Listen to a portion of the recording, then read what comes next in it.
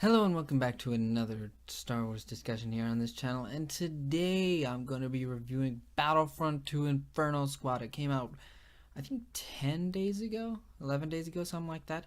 Sorry it took me this long to read it. Honestly, it's a great book, but this is a spoiler review, so I urge you to, if you do not want to be spoiled on this book, don't watch this, but consider yourselves warned on all things spoilers for Battlefront 2 Inferno Squad, the book. But before I get into the actual review, I want to say don't be afraid to hit that subscribe button if you enjoy this and want to see more videos like this in the future. With that being said, let's get into the review. So, Battlefront 2 Inferno Squad. You guys, I am absolutely excited to talk about this book because it is one of my favorite, if not my favorite, of the new canon books. I think this is a very, very good book written by Christie Golden, who knows how to write Star Wars. And I did the Audible version, and this one is read by Janina Gavankar, who is, she is actually the person you see in Battlefront 2, the story mode. She's the person that they mocapped. Like, she does everything for this character. She read this book. She's the voice of the same character, Iden Versio, in Battlefront 2, the video game. And they mocapped her face for that game also. So she's pretty much Iden Versio. So let's talk about the characters. You have your main characters here. You have Garrick Versio, who is Iden Versio's dad, who's an admiral in the Imperial Army or Navy. I think he's in the Imperial Navy. And this book takes place after, like, literally, it actually takes place at the beginning of the book. It takes place during the events of Episode 4. It literally, like, Iden Versio is a TIE fighter pilot who was there at the battle for the first Death Star.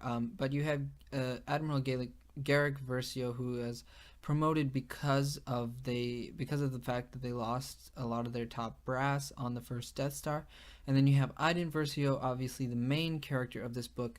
And then the other people of Inferno Squad are Gideon Hask, who is kind of an old friend of Iden Versio, and you have Sin Marana, who is she's another agent of the Inferno Squad, but she has a perfect memory, so she remembers literally everything and perfectly. She remembers everything and perfectly, like Sherlock Holmes, but not as deductive, if you will. And then the last but not least is Del Miko, who is kind of their their mechanical expert, and their ship is named the Corvus, which, yeah, that's a pretty cool name for a ship. And the main plot of this book is for Inferno Squadron to, at least the main plot of this book is one of their missions. The main plot is for Inferno Squadron to infiltrate and eliminate Saw Gerrera's partisans. They call them partisans or dreamers, but these are the people that you see in Rogue One on Scarif. Not on Scarif, but these are the people you see in Rogue One on Jeddah. Like, those people.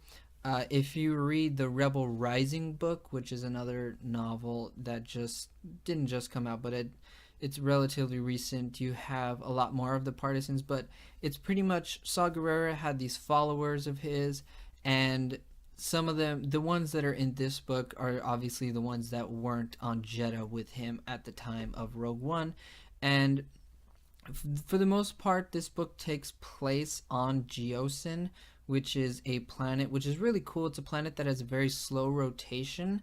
So at the time of this book, the planet is in its dark phase. So when the people of Inferno Squad when they infiltrate and they first get there, they have to use night vision goggles and things like that. And it's an amazing, like, the way this book opens up. It has Iden Versio in a TIE fighter at the battle for the first Death Star, and like, it's not like something to where it's like, oh, she's the main character and she obviously lives, so we're just gonna have her somehow get away from this. No, it's actually, if you watch episode 4, you have Darth Vader say, hey, tell the other TIE fighters to back off. I'm gonna take the guys who are going through the trench run. And that's what Darth Vader says, more or less, in the events of episode 4 when you watch that movie. And so you have Iden Versio who's like,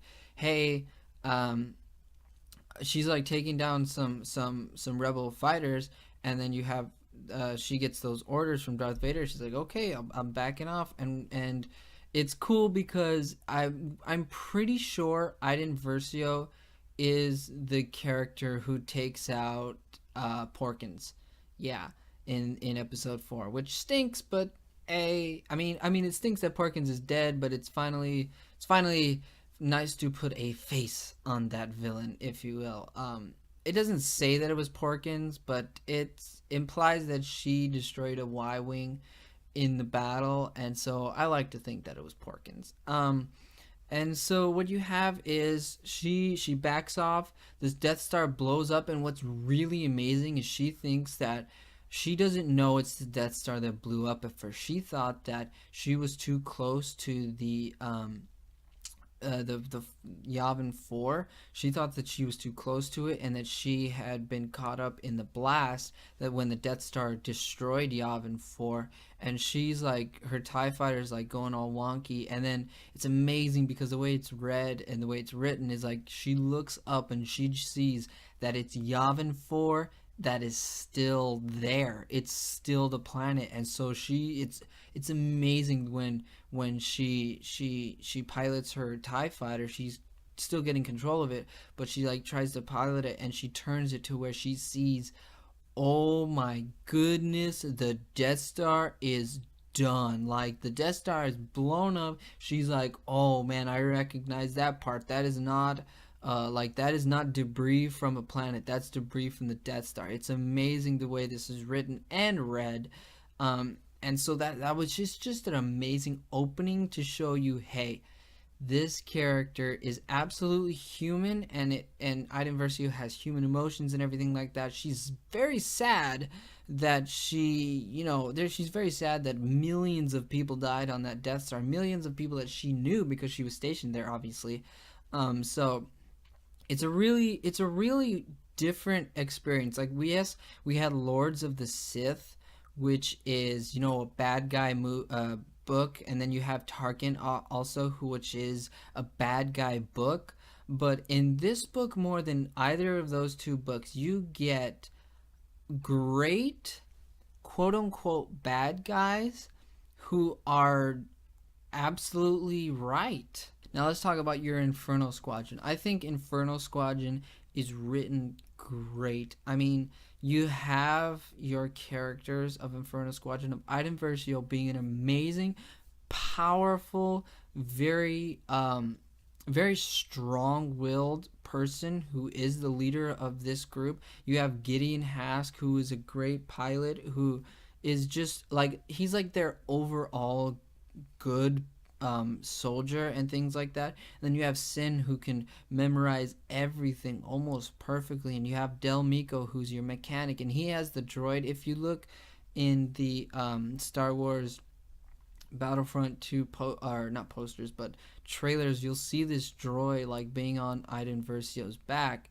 and that droid is like it comes in very handy against the partisans because it helps with Inferno Squad's communication with each other. And you have them all being really good at infiltrating. You have Iden like constantly, she's under the microscope because these partisans know that Iden Versio was a former Imperial. And it's I said imp because in the book they call her an imp. It's pretty funny. But you have the partisans knowing, because Iden Versio is a known Imperial, and she was a good Imperial. So the partisans are constantly being like, hey, if this one wasn't a good Imperial, why would she just suddenly turn her back? Like, you've killed hundreds of people. Like, you're a good soldier. You've killed rebels. Why would you just turn your back on the Empire? That doesn't seem like something that Iden Versio would do. So Iden's constantly under the microscope as far as the partisan goes. Gideon and Dell are some of the, they actually get into the partisans relatively easily. Like there's never really parts in the book where you have those two being under the microscope or being questioned about what they are. And but Sen, man, and it's so unfortunate because like going back and looking at the trailers for Battlefront 2, you realize that there are only 3 of the Inferno Squadron there, and we find out that Sin gets killed by the partisans, and it's not even by the partisans. It's so, like this book is done so well to where you have the partisans. The partisans are talking because Sen, not only does she have a perfect memory, but she speaks like 20 something languages. And so what happens is you have 2 of the partisans speaking a language that Sen is not supposed to speak because Sen told him that she only spoke basic and Huttese. And so you have 2 of the partisans speaking a language that is not either not basic or Huttese, and then being Sen in a lapse of judgment, Sen in a lapse of brain power, we'll put it that way, interrupts them and speaks to them in that other language. I think it's Chandrillan. I think that's the language it was called, Chandrillan. And so they were like, hey, you told us you only knew 2 languages. And she was like, she knew she was caught. She was like, I picked it up easily. And it was kind of like, yeah, that stinks, but I understand why this character, I understand why the partisans are like, you know what, we got an imp. We got an imp, and we got to take care of this imp. And so what's amazing is the partisans are still putting Iden under the microscope, and they're like, hey, what if Sen is not working alone?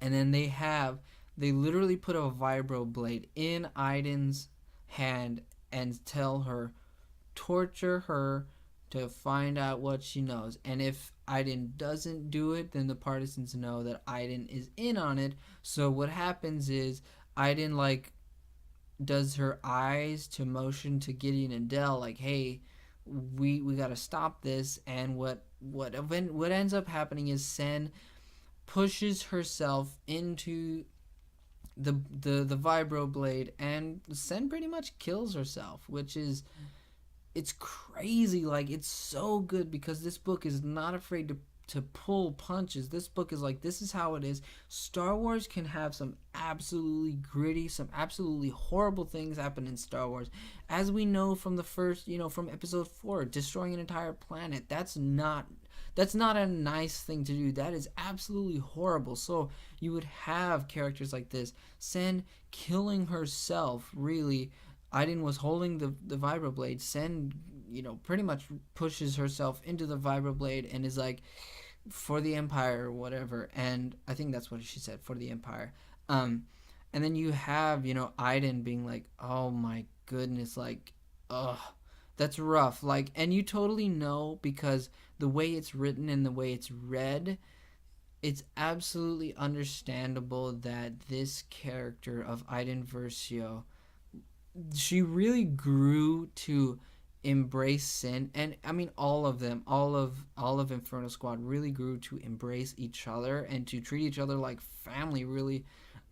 Even though they are military, there was just like, you being with these people so much and doing your work with these people and putting your life on the line with people will make it hard for you to let go of people, especially if it's kind of by your hand that they died. And that's something that this book does really well. It's not afraid to pull punches. It's not afraid to be real. Now, the last thing I want to talk about here for this book is Iden Versio's mother. Her name is Zihe. And oh man, this book is so good, you guys. This book, the way it does Iden Versio's mother, Zihe, what happens is, back before Iden got I'm pretty sure back before she got into the Imperial Academy, her mother left. Yeah, it was back when she was like 9. No, I want to say 9, but don't quote me on that. Back then, her mother left, and her mother and father actually got divorced. Garrick Versio and Zihei Versio got divorced, and so is it Zihei Versio? I don't know because I audibled it, so I didn't see it on the page, so I don't know. I just know her name is Zihei. Anyway, they got divorced, and her mother got pretty much like a terminal illness, like a Star Wars version of cancer, where it's incurable and it kind of kills you slowly. I mean, I know cancer doesn't kill you slowly, but she got a disease and it kills her slowly, and it killed her slowly and over a long period of time, but it's kind of like a definite death. You're definitely gonna die from it. And so what happens is her mother was also in the Empire, but she was an artist for the Empire. So her mother did a lot of her mother did a lot of art. Like she did the posters that you would see just like on any Imperial run planet. And so yeah, that's pretty much what her mother did. But when she left, it was quiet down, dogs. It was she gets Iden Versio gets a hollow from her mother after she rescinds the Empire, and it's so good. I mean, this book is written so well to where you totally feel so bad for Iden Versio because she has to look at her mother, who her mother likes the Empire just as much as Iden Versio does, but her mother doesn't know that Iden Versio is going undercover. So her mother thinks that Iden Versio turned her back on the Empire, and her mother says in that hollow that she cannot forgive Iden for that, and that's something that's like, oh man, rip out your heart, Kamila kind of stuff. It was so well done. And then you have Iden Versio hating the fact that she cannot contact her mother and tell her that she is going undercover and all that, and it's just like it eats away at Iden Versio. And even after the mission is all done, because after the partisans kill Sen, pretty much Inferno Squad goes through and kills all of the partisans, and it's an amazing scene. I mean, oh my goodness, it's like, I know the partisans are good guys, but after what they did in this book, I was ready for them to die. Anyway, after they kill all of the partisans and they get back home, they get back to Garrick Versio, what happens is Iden's like super mad that like she couldn't tell her mom that, hey, I still am for the Empire. I did not disappoint you. Like, this isn't me. This is a character I'm playing. I'm faking it. This is not me. But she couldn't, and she's so mad at that. And she talks to Garrick Versio, her father, and it's something that is so good. I think Garrick Versio is a really cool side character to where, yes, he's like, you guys are now your squad, your Inferno Squad, and you guys are the best of the best and all this. But at the end of this book, you have Iden Versio talking to her father, and she's like, I just wish. And Iden Versio tells him, I just wish that my mom, Zihei didn't die thinking that I was a traitor to the Empire. And it's the best thing that I've read in Star Wars in a while, and it's just when Garrick Versio tells her she didn't. And it's so good. He doesn't say anything more than that because it's so powerful, because then you have Iden Versio in her mind. She says to herself in her mind, wow, my dad, who is Mr. Empire, even though he's divorced from her, he still broke the rules. He still pretty much put the mission that they had in jeopardy to tell Zihei that Iden was not a traitor. And that's something that's so powerful. I was like, oh my goodness, I was like, come on, you gotta shed a man tear for that, because and then you have Iden Versio getting so much, not gratification, but not like happiness, but gratification, to where she's just so thankful, and she's so it's a bittersweet moment, because she's very, very happy that her mom did not die thinking that Iden Versio was a traitor to the Empire. But it's like, oh man, like, it's her mom, you don't want your mom to die. So it's just an amazing scene. And after that, Iden Versio literally goes to her room and she cries, and it's like, oh my goodness, because the book says that she hasn't shed a tear since the day that her mom left, when she left them. It's like, dude, that is so, like, oh man, I want this bad guy to survive Battlefront 2. I want her to live a long and happy life, I just, I, I can't tell you how good this book is. Like, oh my goodness, my verdict is absolutely gonna be my verdict's gonna be my best verdict possible.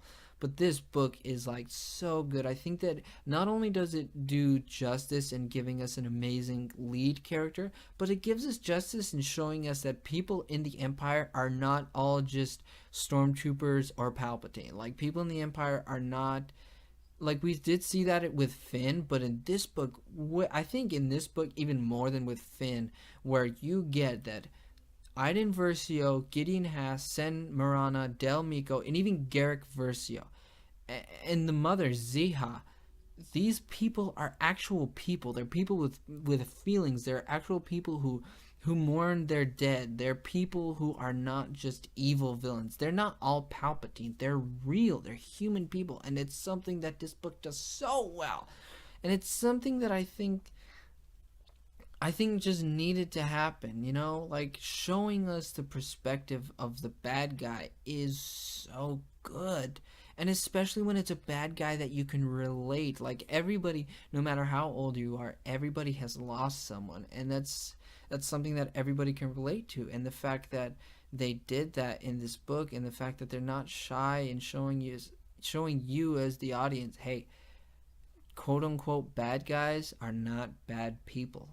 Well, you guys know it. My verdict is going to be an absolutely must read. This is the best thing that has come from Star Wars in a while. Since Rogue One, in my opinion, I think Inferno Squad is the best story for Star Wars, period. I think that it is one of my favorite books, if not my favorite book, that is new and that is canon from Star Wars. I think it's an amazing read. Also, I would suggest, dude, if you got the money, absolutely buy the Audible version of this book. Janina Gavankar she reads.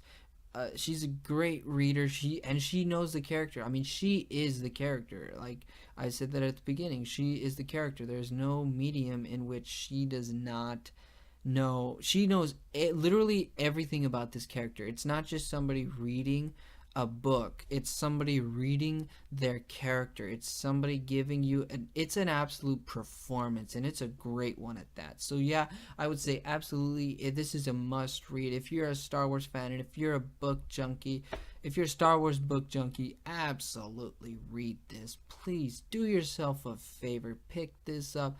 I don't read it or listen to it. Either way, you're going to enjoy this immensely. There you go. That's my review of Battlefront 2 Inferno Squad. But that's my thoughts. That's just my thoughts. That's just the start of this discussion. I want to know what you think about this book.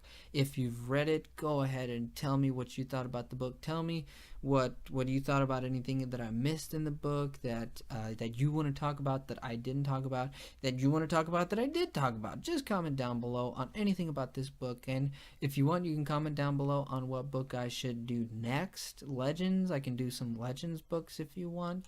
I'm currently reading Rebel Rising, so I might do that one. I don't know. It's either that one. I probably will do that one next. But yeah, go ahead and tell me what you want in the comment section down below, and tell me how to get better at reviewing. Like if you've got any tips, if you've got anything you wanna know about this book, or if you wanna know about the next book that I review, says anything. Honestly, take suggestions from anybody on how to get better, because that's what I want to do. I want to bring you the best absolute possible content here on this channel. And thank you. And thank you very much for watching this video. And if, like I said before, if you enjoy this and want to see more, go ahead and hit that subscribe button. And if you hit that little bell next to the subscribe button, it'll notify you every time I put up a new video. And thank you for watching this video.